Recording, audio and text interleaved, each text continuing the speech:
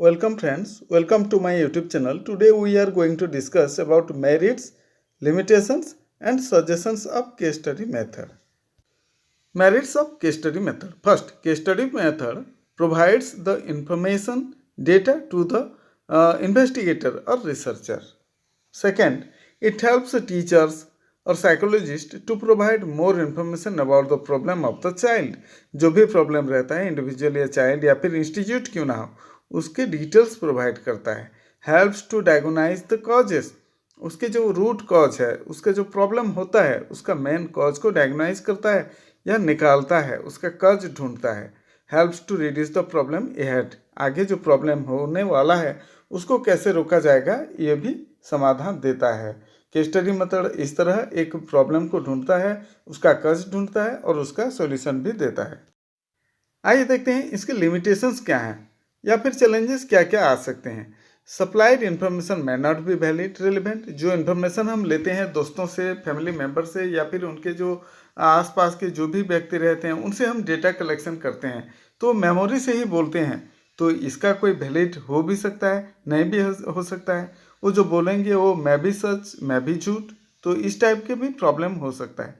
It is a lengthy and time consuming process. तो ये data collection करने के लिए, हर घर जाने के लिए, हर पर्सन को मीट करना पड़ेगा, उनको ढूंढना पड़ेगा, तभी हम इसका डेटा कलेक्ट कर पाएंगे. तो इसमें एक टाइम लगता है, लेंथी प्रोसेस भी हो सकता है. हम जाएंगे तो नहीं भी रह सकते हैं या फिर कहीं बाहर भी गए होंगे, तो जब तक नहीं आएंगे वो लोग तब तक हम डेटा कलेक्शन नहीं कर पाएंगे. इस टाइप का प्रॉब्लम भी हो सकता है. It is the job of A trend observer. तो जो केस स्टडी मेथड है वो एक ट्रेंड ऑब्जर्वर ही कर सकता है. हम हर कोई जाके जैसे डेटा कलेक्शन करते हैं इस टाइप के डेटा कलेक्शन नहीं कर सकते. इसका क्वेश्चनर दे देंगे, डेटा ले आएंगे, इस टाइप का नहीं हो सकता. तो इस मेथड में बस डेटा कलेक्शन करते हैं, इन्फॉर्मेशन लाते हैं और उसको इंटरप्रिटेशन करते हैं.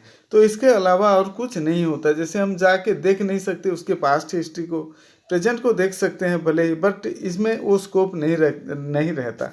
हम उसका डेटा लेते हैं, इन्फॉर्मेशन कलेक्ट करते हैं उसके फैमिली मेम्बर से या फिर उनके आसपास जो भी लोग रहते हैं, जुड़े रहते हैं. तो इसको हम एक मैटर ऑफ इंटरप्रिटेशन भी हम बोल सकते हैं और मेथड ऑफ इंटरप्रिटेशन.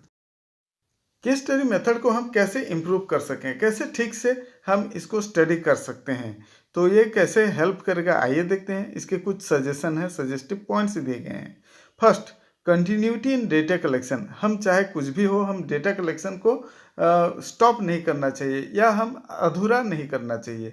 चाहे समय क्यों ना लगे, हमें ये कंटिन्यू करके लाना ही पड़ेगा. फिर कलेक्शन ऑफ कम्प्रीहेंसिव डेटा.